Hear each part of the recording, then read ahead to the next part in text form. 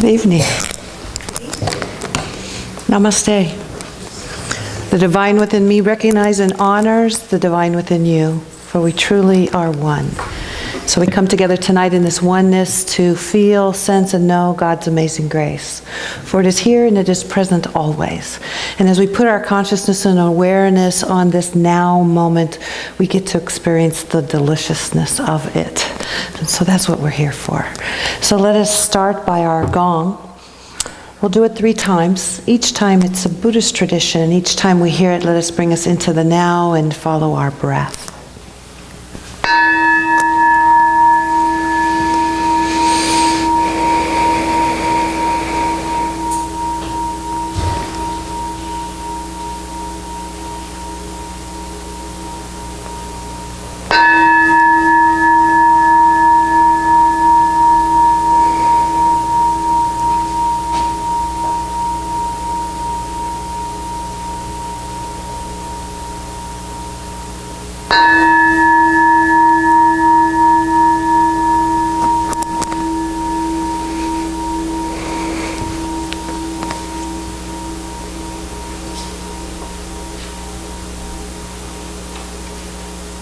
Hello everybody, welcome to Wednesday night Amazing Grace service. So glad that you're here in midweek to remember that truth and to make it active in your life. We're talking now, and we're actually talking all year, we're moving along with the Way of Mastery book. And I see Jeannie here who has a Way of Mastery group. And that book is a powerful book. It's kind of the combination of the Course of Miracles, the Bible, the Tao, and our modern day teachers like Ernest Holmes and Joel Goldsmith and Eckhart Tolle and Byron Katie. It really is stepping into, in a very concise way, the power and the truth of these spiritual truths and this ancient wisdom that's been around forever. And so we're following it along, doing a couple of chapters, doing all 35 chapters this year. Tonight we're talking on lesson 10, which is the way is easy and without effort. And that sounded like something I wanted to read. Because sometimes it just doesn't feel very easy, and without effort, I really was anxious to read the book and find out how that is. And that's really the truth. You know, it's like there's a lot of things that we work with and we strive and we use our own personal power and to achieve it, and we give it all this effort and we make it difficult, and it seems like a lot of life can be going that way.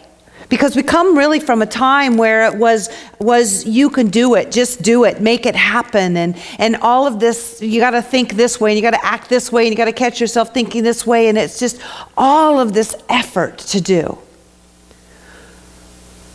But really, as Abraham says, that if we put our canoe in the river, and if we don't turn it upstream and try to paddle, if we just let go of the paddles, if we let go, if we release the resistance, life has this beautiful current, this beautiful flow that is perfect right action, that is well-being, that is good, that we can literally ride upon if we don't fight with our resistance, if we don't fight the things that are before us, if we can live in that space of non-judgment, if we can accept what is before us, surrender our resistance to what is happening in the world, if we can step into that place that we call love.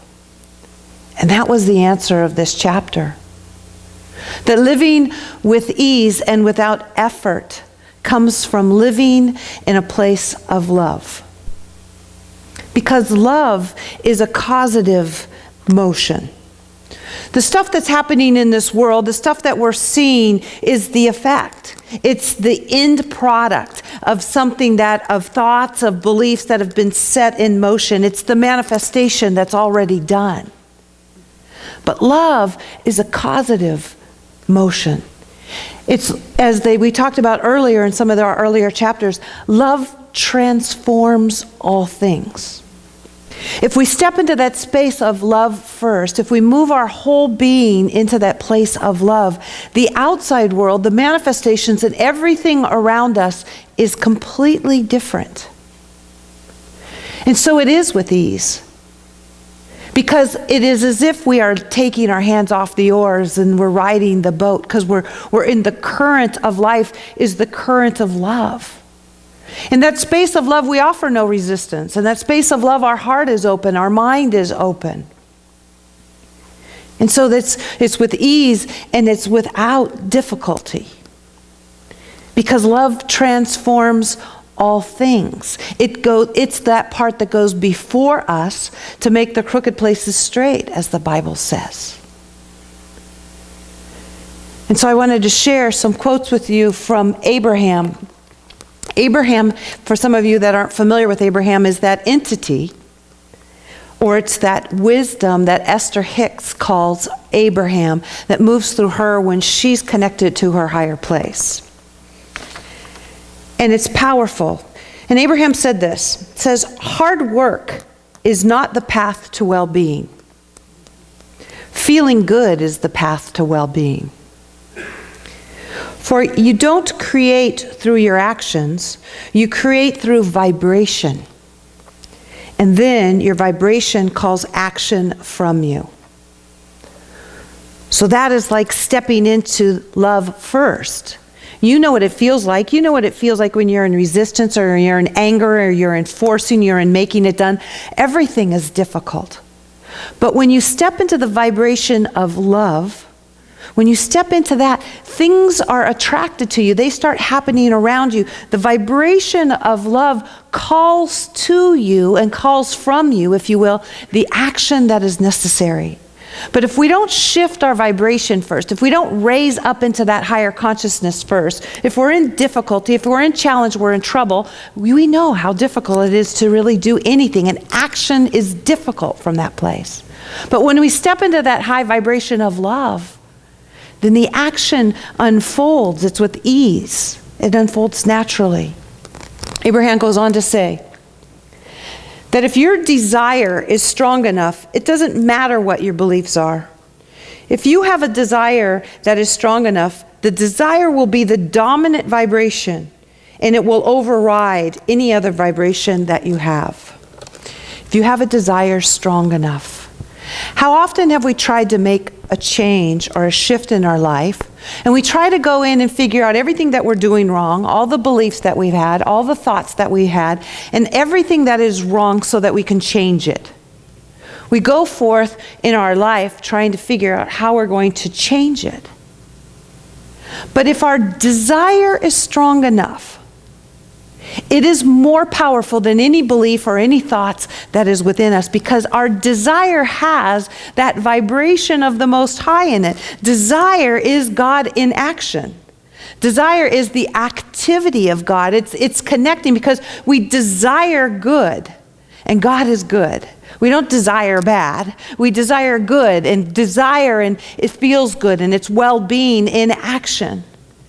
So desire, so we put our attention, and that's what we say in religious science, we put our attention on that which we want, and we empower it, we fill it full of emotion, and not on that which we don't want, because desire is more powerful. And if we keep focused on it, if we don't pull our measuring stick out, if we don't look at the evidence of everything that's not happening around us, which pulls us back down, if we keep it on that which we know is true, that which feels good, that which we desire, then all things happen.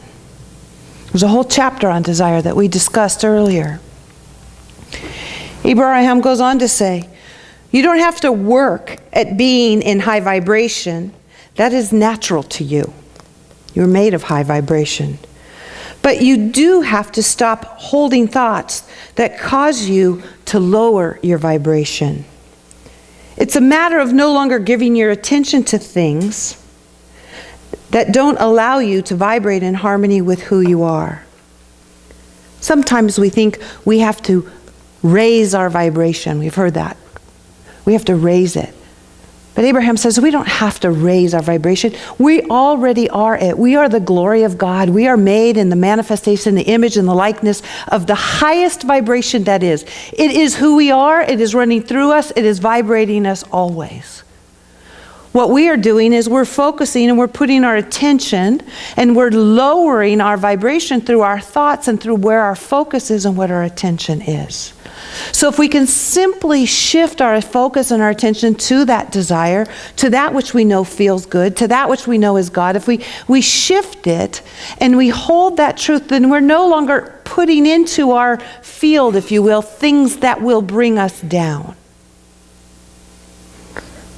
Feeling good is feeling God. It's where is our focus? Where is our intention? Abraham says it in another way.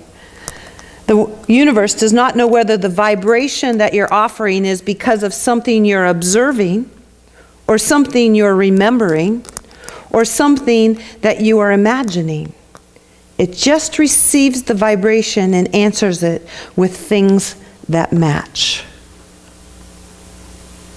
So we're in the business, if you will, our consciousness or awareness is in knowing the truth, knowing what's real about us, because the universe doesn't know any different. The universe matches vibrations. So when we want to create something in our life, instead of having it be difficult, instead of making it happen, what we do is we move ourselves into that place of well-being. We move ourselves into that place of gratitude, into appreciation, into love. For that is the vibration which calls forth all of those things that we could ever desire. But first what must happen is we must be able to recognize that which is false within us. We need to be aware and conscious enough to know when we're feeling good and when we're not feeling good. Because when we're not feeling good, it just simply means it's no big deal. It just simply means that we've shifted our focus into something that doesn't feel good. It's simply an indication that lets us know that we can either choose that or choose something better. No need to beat ourselves up for it. No need to get upset about it. It literally, that life is forever providing us with these markers, these indications that lets us know when we're paddling or when we're taking the ride down the river. How sweet. What a wonderfully designed life. That we can simply feel and know where we're at and feel good and stay in that vibration of the Most High. Abraham goes on to say that you could stand here sick with 10 illnesses today and tomorrow have no evidence of any of them. Your body has the ability to replenish itself that fast. But most of you do not have the ability to change your thoughts that fast. So the amount of time that it takes between sickness and wellness is only the amount of time that it takes for me to figure out how to feel good when I'm looking at something that makes me feel bad. That was in that book from Anita Moorjani where she talks about dying to be me. She was totally riddled with cancer. In fact, she had had a near-death experience. She had left her body, a body that was 70 or 80 pounds, that everything had shut down from the cancer that she had had. She had had this near-death experience. She was observing herself from this higher perspective, so she was extremely clear she was not her body, that she was the essence of spirit that is within that body. And she made the decision that she wanted to come back here. And within days, the cancer was completely gone from her body. Because it was consciousness, it was thought. And when we realize how powerful that really is, that we can literally shift our vibration, the biggest thing she realized when she was out of her body and when she was in that other dimension was that she was unconditional love.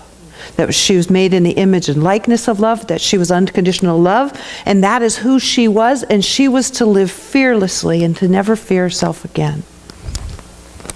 To read a little part about that, on what she said on that.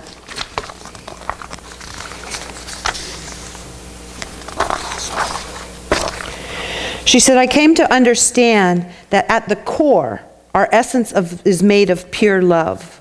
We are pure love. Every single one of us. I knew that realizing this meant never being afraid of who we are. Therefore, being love and being our true self is one and the same thing. Merely by being the love I truly am, I would heal both myself and others. I never understood this before, yet it seemed so obvious now. If we're all one, all facets of the same whole, which is unconditional love, then of course, who we are is love. I knew that was really the only purpose of life, to be ourself, live our truth, and to be the love that we are. It requires effort for us to not be love, for us to not be this truth. It requires effort and continuous thinking and focus on that which we aren't, for us to not be the space of love.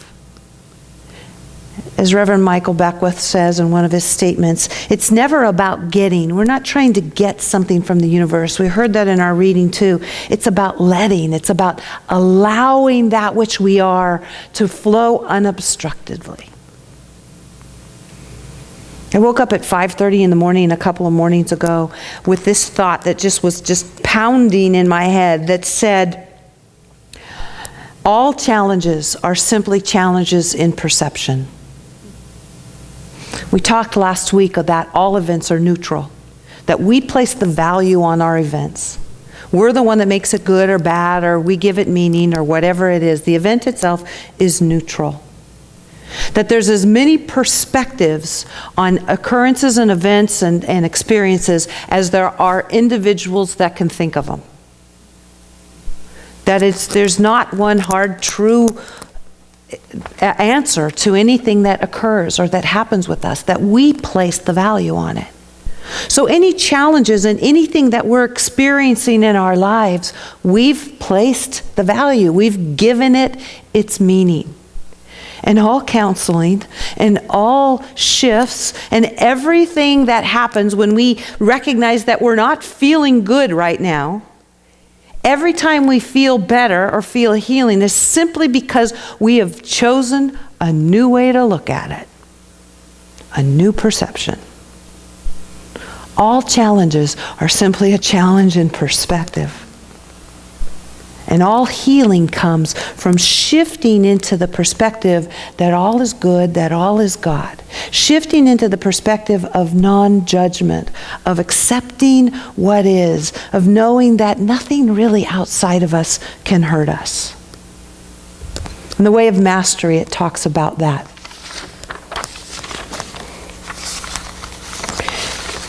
It says, "How can I look lovingly upon what my physical eyes show me, so that I discern or extract the good, the holy, and the beautiful, and therefore give them to myself?" How can I look lovingly upon what my physical eyes show me? You know we can. It's possible with all things. I look upon all things of this world and see their perfect harmlessness, their lack of ability to constrain or to imprison me, as Tiamo sang. This is the way of being in the world, but not of it. For the kingdom of heaven is within you, within us. In fact, it is the very power of choice. At this moment, I accept my destiny to walk this earth awake and at peace and not in fear. Everything is a choice.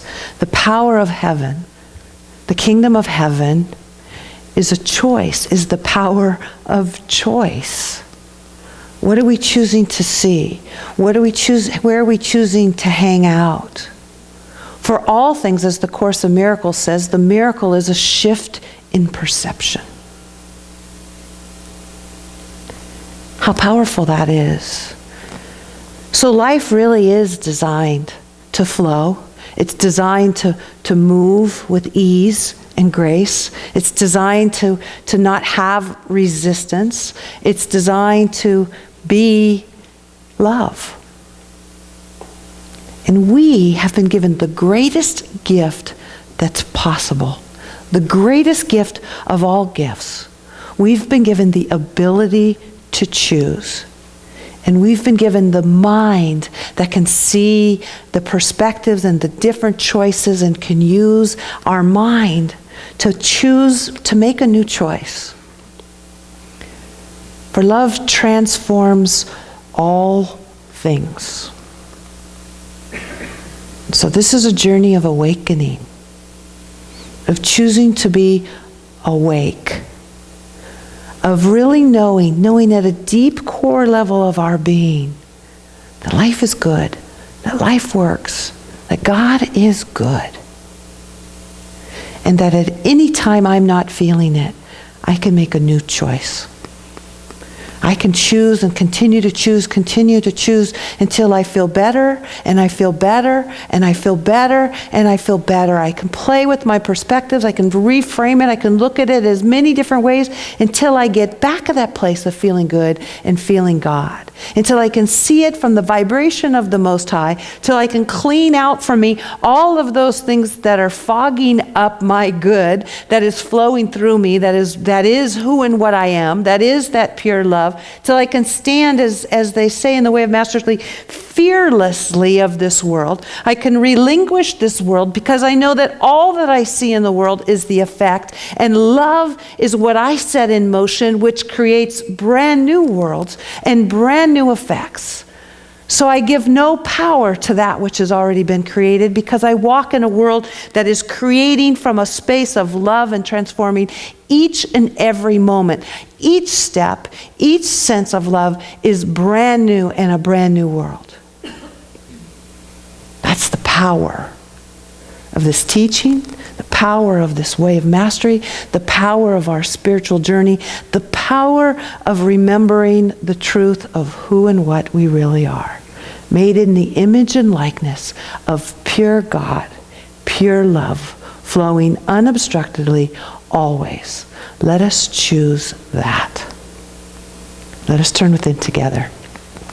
As we close our eyes to this outside world and we open our entire being. For when truth is spoken, it resonates as that sense of feeling good, of that energy that is flowing. And it is in this truth that I know there's no need to struggle, no need to fight, no need to push against, no need to resist. For life is designed with ease and grace. Life is designed with choice of good.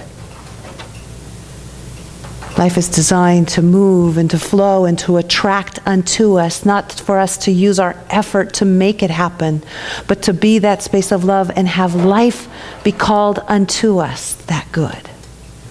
And so it's with that I claim it for each and every one of us right here and right now. Knowing that there's nothing that can be done that can stop it anyways, I know that the power and the love and the grace of God is who and what I am. And so I let it be. And so it is. May you always feel the embrace of God. May your heart radiate with love and light. May you know that your every step is guarded and guided. And may you feel, sense, and know God's amazing grace. For it is in, through, and around us always and in all ways. God bless you all. Go forth in peace. Good night.